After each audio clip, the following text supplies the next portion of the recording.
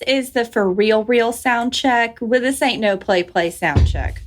Clay, why'd you kick the table? Let me bump the table a little bit. Okay. Get those in there. Get all that out your system. Make sure that our bumps sound good. Okay. I'm going to sip from this cup. This is the new intro, assuming y'all like it, because we're not a new podcast anymore. We're old news. We've been there, done that we have been around the block a time or two. When I was your age, I was 50. Oh, Mr. Palmer, sit down. It's okay. We have to check him out the home from time to time.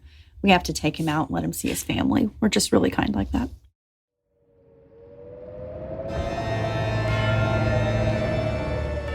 Aha! So you are one of people who like to hear a story about Baba Yaga? Sit down. Do not be afraid. Sit. Let me just make some room here. Okay, where was I? Ah, yes. Baba Yaga. But before I begin, do you have a cigarette? Yes?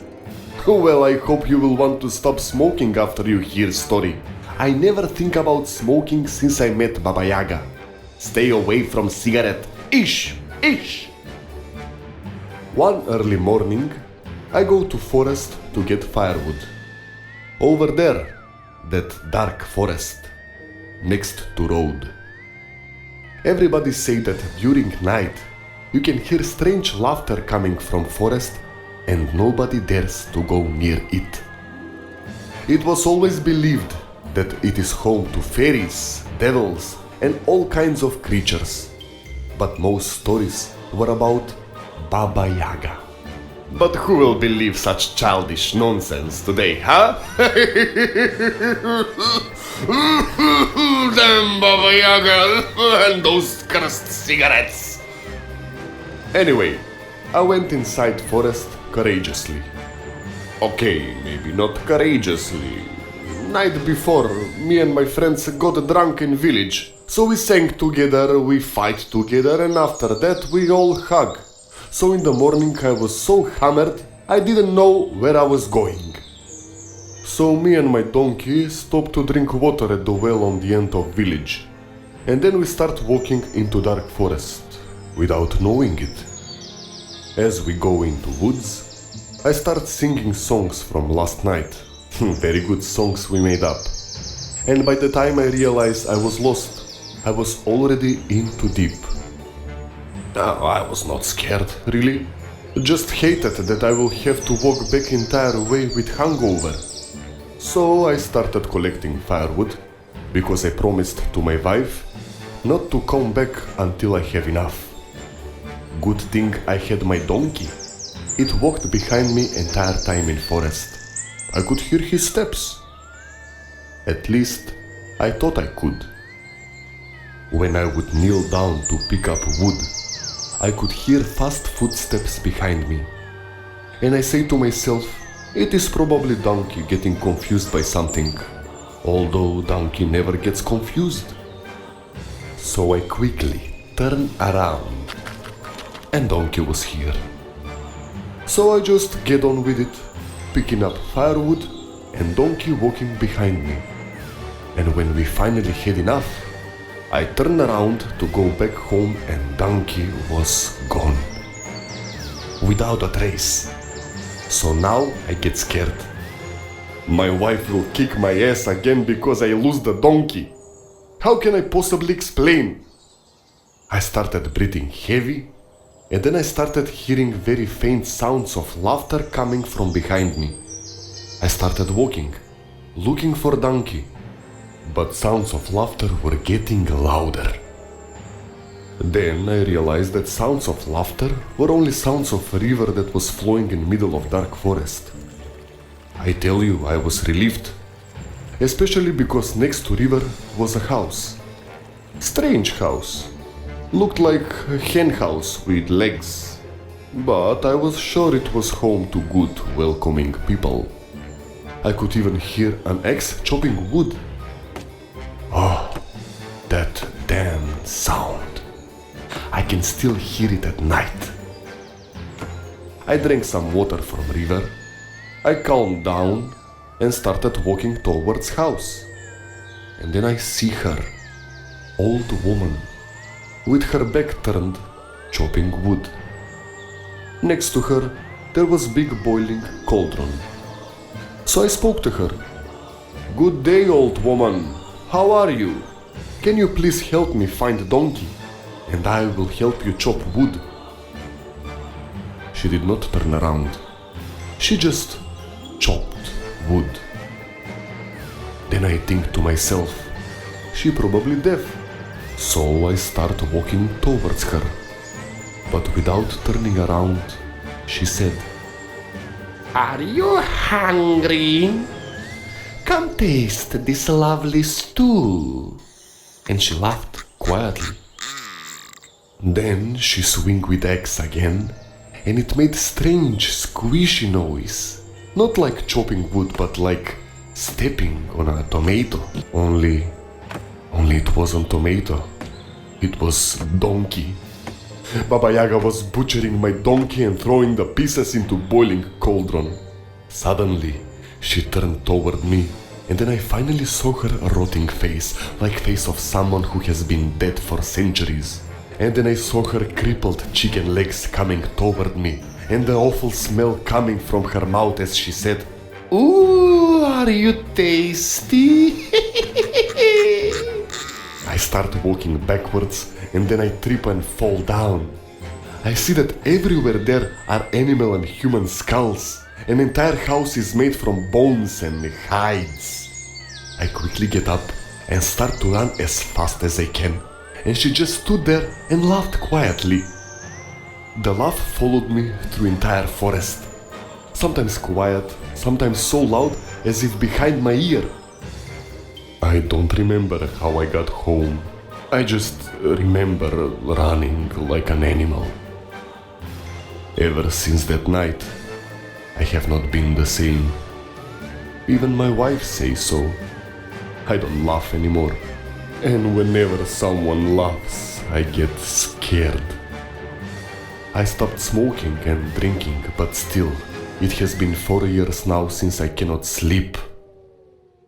I don't know what else to say except, please, if you know a witch hunter, please send him here. Oh, and whatever you do, don't go near dark forest. Time for lunch. Oh, I'm very hungry. My wife make wonderful veal stew. Do you want to stay for lunch? Baba Yaga is a supernatural being from Slavic folklore. She often appears as a ferocious and deformed old woman, something more akin to a troll than a true human being. The name may sound familiar, but the most remembered thing about the Old Lady of the Woods is her chicken-legged hut. The hut stands on 2 massive chicken legs and constantly rotates to keep watch for the old crone. The windows beam with light from within, functioning as the house's eyes. You've definitely heard the name Baba Yaga. I have heard of Baba Yaga, yes.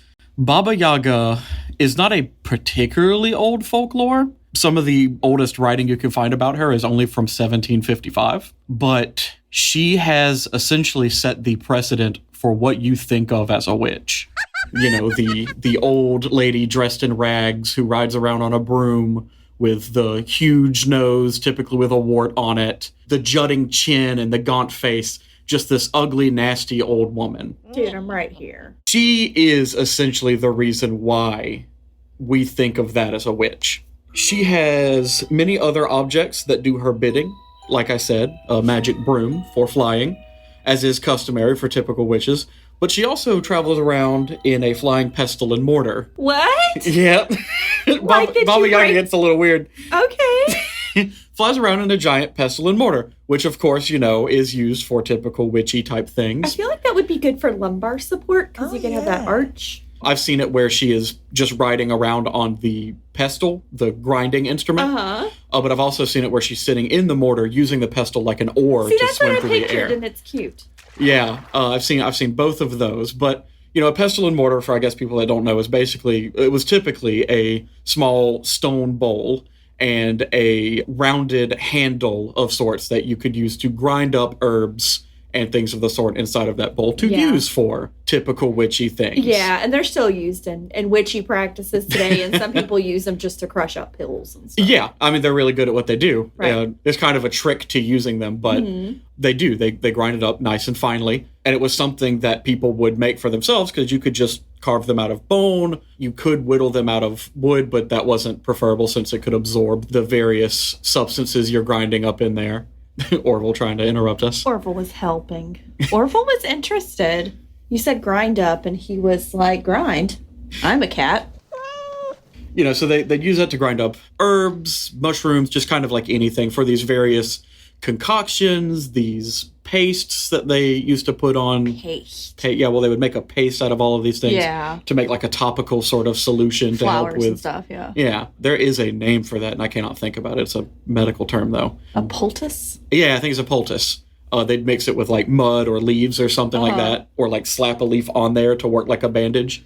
You had to keep it on there to heal whatever sort of wound was. I love old school apothecary type stuff. It's a whole vibe. Yeah. I mean, they also used it not just for like surface level wounds, but also for your body, your skin to absorb the substance slowly. Some things were total bullshit and some things were actually based on actual science. I mean, you always heard about like putting tobacco on bee stings and stuff like that. Oh, I remember doing that. That's essentially, witchcraft. Yeah, I mean, technically. If you took it by how it is. Baba Yaga is what's called an ogress. Basically a large, hideous woman with features like a large nose and oversized head. Again, sitting right here.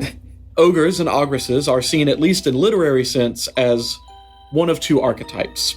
Either the seducer, who devours his or her victims in a sexual sense, or as a political tyrant or dictator who controls and exploits others, effectively swallowing them up. Any art or depictions you see of Baba Yaga are going to feature her as this not very human-looking thing. I talked about the long nose as one that's very particular, and it is almost like an elephant trunk in a lot of art. Yeah. Her head is pretty much the size of her torso. Her arms are distended and hang close to her ankles. She's withered and gaunt in appearance. Again, does not look superhuman. Didn't they have a Baba Yaga type character in Spirited Away?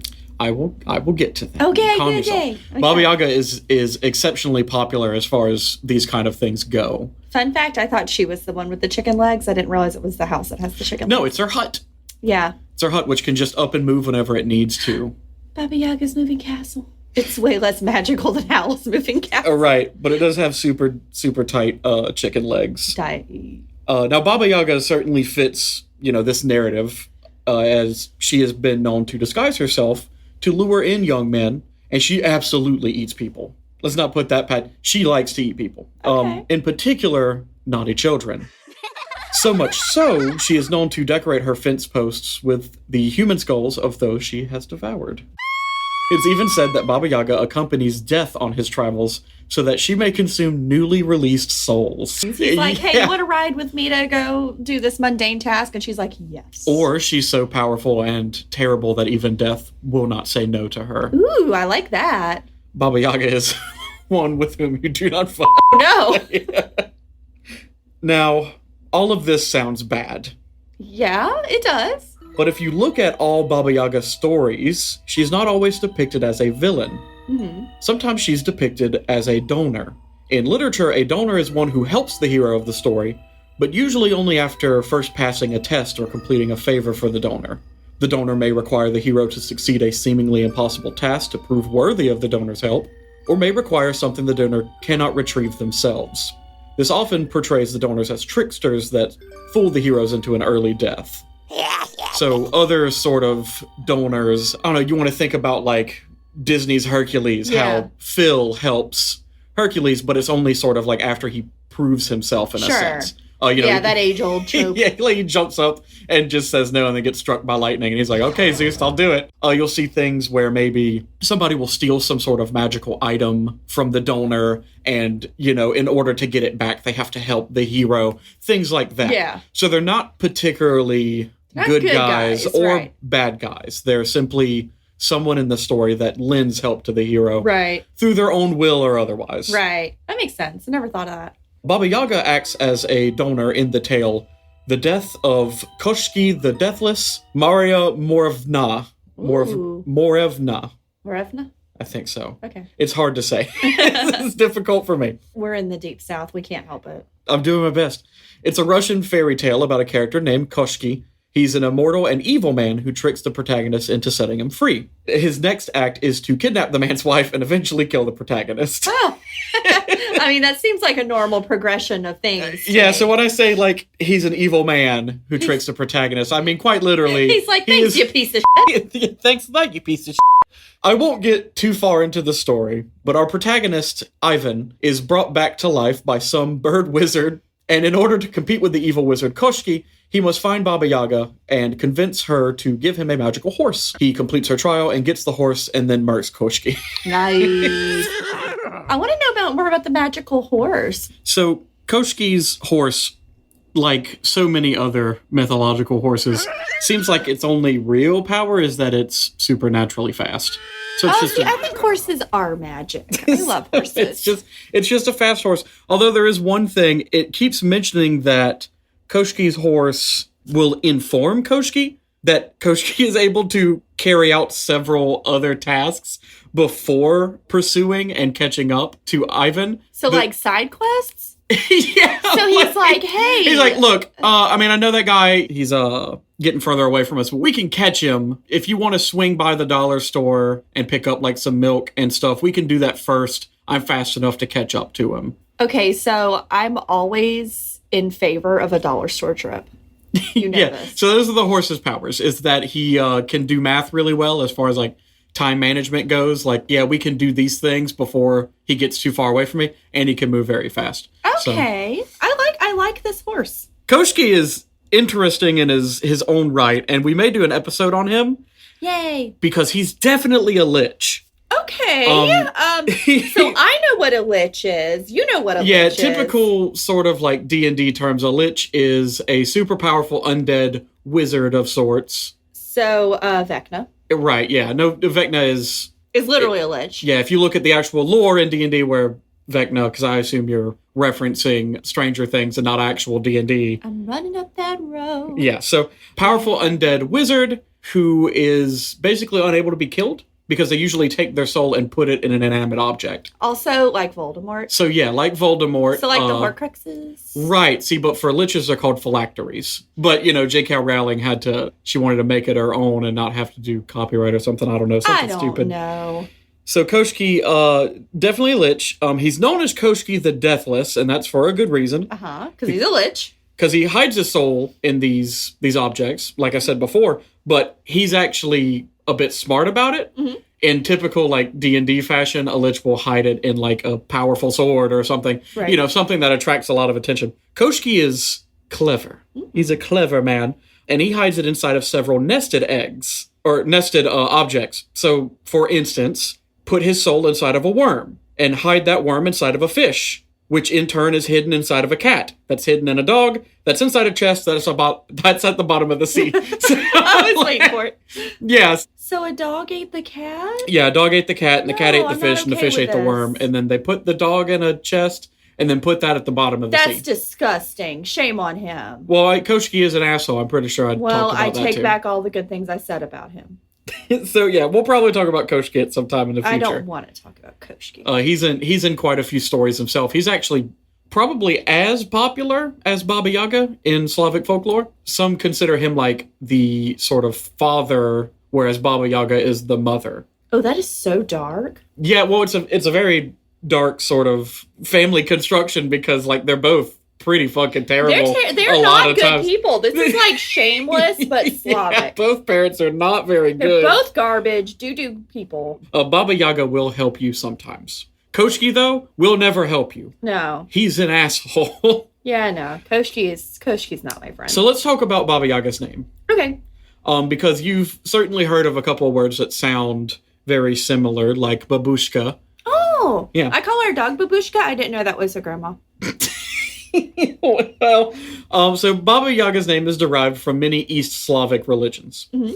In Macedonian, Bulgarian, and Romanian, Baba means like grandmother or old woman. Oh, that's cute.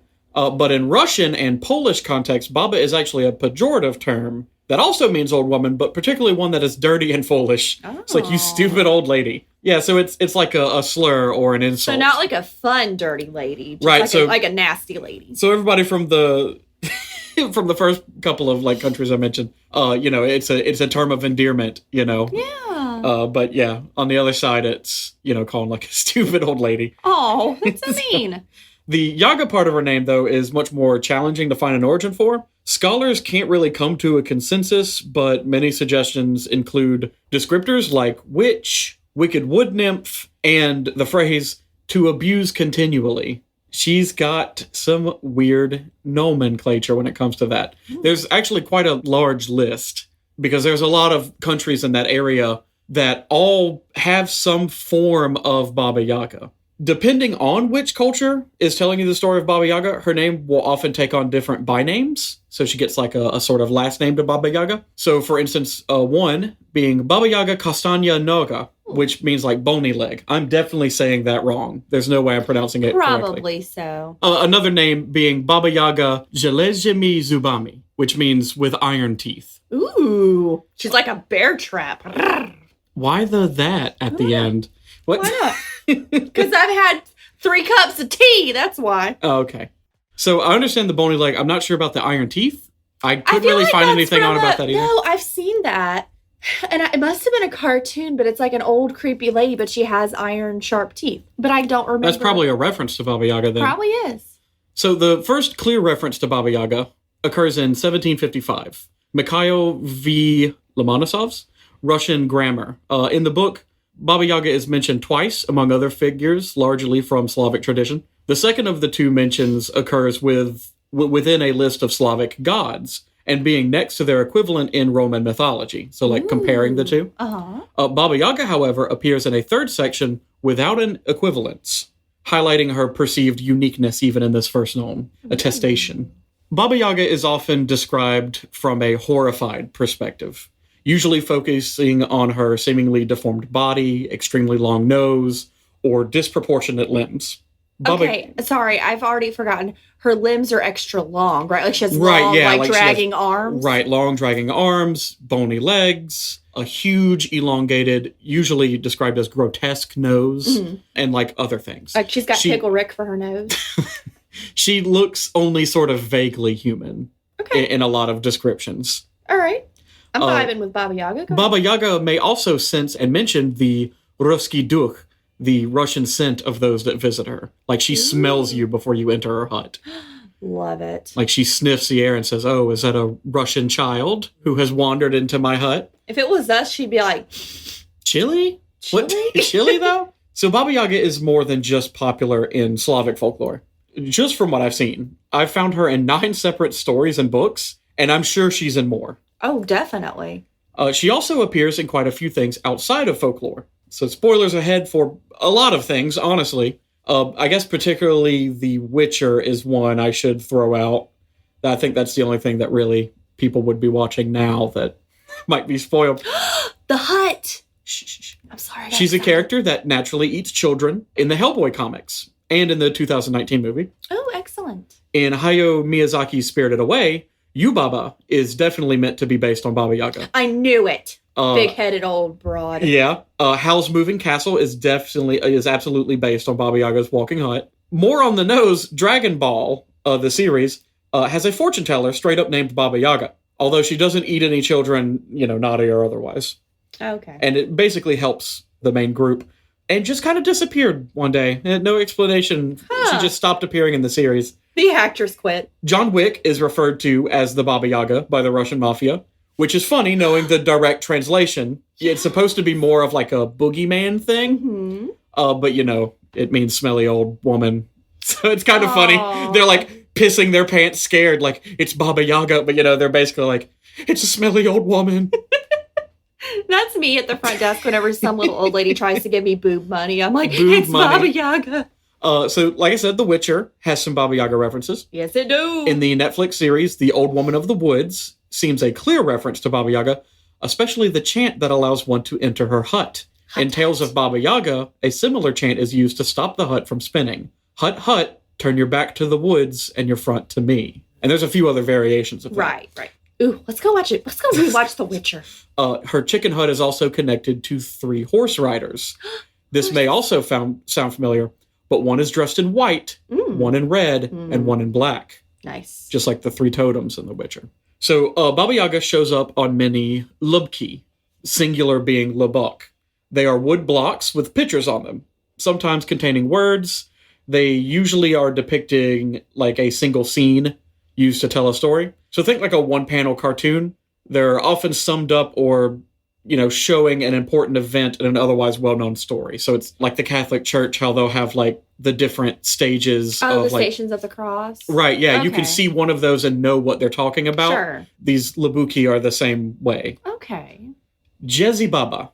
Jezebel. Jezi Baba is a figure closely related to Baba Yaga, who occurs in the folklore It's Baba Yaga's slutty sister. Occurs in the folklore of Western Slavic peoples. Ooh. In fact, nearly every European peoples has some form of Baba Yaga, whether it be Jezda from Poland or Baba Roga from the Bosnian region. How could this one old woman be so many places? She couldn't always be in the woods near your house, patiently awaiting naughty children, right? Yeah, she could. She's got nothing better to do. She can't drive. Baba Yaga is often said to have 2 sisters, also named Baba Yaga. You may remember me showing you, personally, the Baba Yaga costume in Dead by Daylight. Mm-hmm. Great game if you don't mind being filled with rage or terror.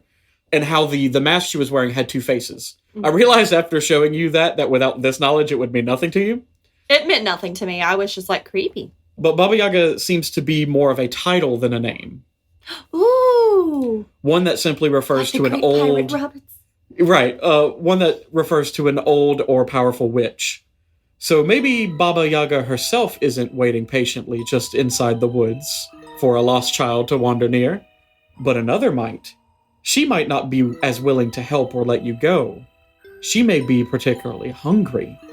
If you don't want to find out what Baba Yaga plans to do with your bones, my suggestion is to stay away from the forest, especially if you're alone. She can smell you after all. So Baba Yaga isn't mentioned to have any particular powers. It's pretty general. Some claim she has power over the elements, the 4 basic fire, water, earth, and wind. In other stories, she just kind of has like typical witch-like powers. Mm-hmm. Control over, animating objects or plants or animals, whatever it might be, to be her servants. But it's never really explicitly stated sort of like what her power... And some, she's even said to have necromantic powers, which definitely gives those skulls on the fence post a new sort of utility, if that's the case. Can the skulls talk, or did I make that up? I didn't see any stories that mentioned it, but like I said, there's a ton of stories about Baba Yaga. In fact, we will probably end up doing another episode on Baba Yaga at some point, which will dive more into like the stories, instead of just who Baba Yaga is. Sure, give me. I know you don't really have time to do like a full big story, but give me like a little story. Like take me into the world of Baba Yaga. Go. Well, it's difficult. Baba Yaga shows up in the middle of other people's stories. There'll be these whole other stories that are going on that have, a protagonist and an like just like what I was talking about with Koshki the Deathless. Mm-hmm. That's his story. Baba Yaga just pops in to help the main character get a horse that's as fast as Koshki's horse, just to f*** him over. She just kind of wanders into all these other stories. But that could be because Baba Yaga's not an individual person. She's many. She is Legion. She is Legion. That it's just a Baba Yaga or the Baba Yaga, not Baba Yaga, I don't know what you call it, like formative or whatever. Right. Yeah. So was there like one Baba Yaga and then other witches took the name of Baba Yaga? Or is Baba Yaga like a species? From what I saw, as far as like where Baba Yaga came from, is probably from like European countries meeting and intermingling with like Slavic and Russian countries like early on. And she was sort of born of that like interaction. There were always these old wise women, in history where, after they've had children or their husband dies or whatever, they don't have to take care of kids anymore. So they just kind of sit around and accrue knowledge and help anyone that shows up to their hut. naturally they get this kind of like legendariness about them, where it's like, oh, it's the old woman and she'll eat you or whatever. You know, kids make up all kinds of crazy things. Right. It's like you never see her, but you know she's there, and sometimes people go to her for help, and magically whatever ailment that they've, you know, come down with to need to go see her is cured. Classic sort of. And then it's not that she brewed you a nice cup of tea. She's a witch. Well, I mean, you know, she probably knew some sort of thing that her mother taught her, or her mother taught her, you know, some poultice to put on a wound or some herb to ingest, whatever it might be to help with the symptoms or the ailment, whatever that might be. But, you know, as time moved on, old wise women stopped existing. They became witches. Right. And, you know, they were hunted down. The idea is that Baba Yaga just represents this old woman, sure, you know, who has this vast wealth of knowledge. So as far as the stories about her eating children, do you think, is that based on any kind of maybe like serial killer, or do you think that's more... How many stories do you know of two young children wandering off by themselves, finding some sort of figurehead, whatever it might be, and then being in danger of being eaten?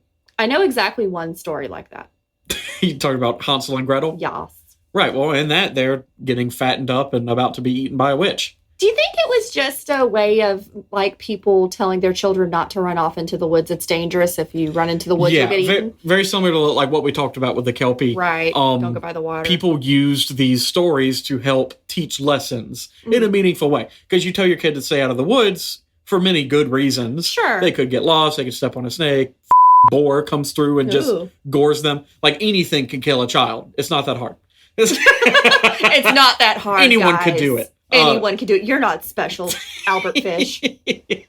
You nasty piece of shit. You nasty bastard. Telling them a scary story that keeps them out of the woods is much more effective than don't go in the woods or you'll be in trouble. That makes sense. I just didn't know if there was like an origin story of No, I didn't see like children. one individual who was like the Baba Yaga. There are plenty of stories that talk about it like this is the Baba Yaga. Right. But as we know, there are many Baba Yagas. So who was the first Baba Yaga, or does anybody know? That's literally just what I said. You get these different stories, but there's no way of really knowing if they're true, or half the time even dating them appropriately. Sure. They'll just be from regions or time periods. And those are just the stories we know. I mean, there's plenty of stories that have just that been didn't lost. get transcribed into books and written storytelling. A lot of it was oral storytelling. That's why I said, the earliest... The earliest I could find was 1755, but almost assuredly people were telling Baba Yaga stories well before that. Oh, they had to have been. Because that's a long time ago, but when you think about Slavic folklore, that's really not that long ago. Yeah, no, Slavic folklore is one of the older folklores for sure. But yeah, any other questions about Baba Yaga before we get on to our rating? No, I think I'm good. How likely are you to survive an encounter with Baba Yaga, do you feel? 1 to 10. 1 being... there's no chance, and then 10 being I can definitely. See, I don't know. I feel like I could probably survive Baba Yaga. I feel like I probably stand a solid 6 or 7. Okay, all right. That's pretty high, yeah. Yeah. I'd probably give myself about a 7. In a lot of her stories, she has some way of escaping her. Most of the stories end in whoever is dealing with her escaping her. Right. One way or another. Otherwise, there would be no story. Either by tricking her or passing some sort of test that she set before you. That kind of thing. I'm too nice. I couldn't trick her. I'd be like, Baba Yaga, do you need me to like run to the pharmacy for you or anything? And she'd be like, oh, are you going that way? And you can have this magical horse, but first you have to get me some Metamucil. Yes. I'd be like, Baba Yaga, I got you. I don't want your gas money, Baba Yaga. Go sit down. If she gives you money for Metamucil, it's also gas money. Right. So how creepy is Baba Yaga? And I've actually decided to change this scaling. It is not 1 to 10.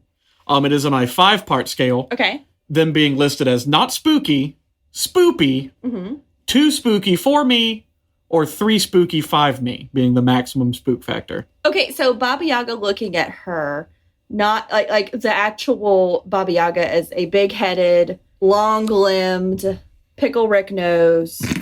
She might be a 2 spooky for me. 2 spooky for you? Yeah. I'd only put her at about spoopy, I think. Yeah. I think I'd put her at a spoopy. Mainly because, like, she doesn't, like, sneak up on you or anything. In every story, you see the hut. And see that? I think that's what's scary to me is that, because I'd have that it's usually moving, and its eyes, the windows are glowing like beams of light. Oh, I would see that and be like, oh, yeah, no, fuck that, and then just leave. I'd be like, I wonder if they have squishmallows. How likely is Baba Yaga to exist? Maybe a 1. A 1? You don't think there's any chance of Baba Yaga existing? I'll give her a 2 because I feel nice. Wow. I mean, I was going to give her like a 7. Aw. Yeah. My thinking is like Baba Yaga as an old lady of the woods. Oh, well, right? old ladies of the woods certainly exist. Right. Now, as far as like the giant turning chicken hut, probably lower, but... And see, that's what I was picturing. I was picturing classic Baba Yaga in her chicken hut with her giant-ass head.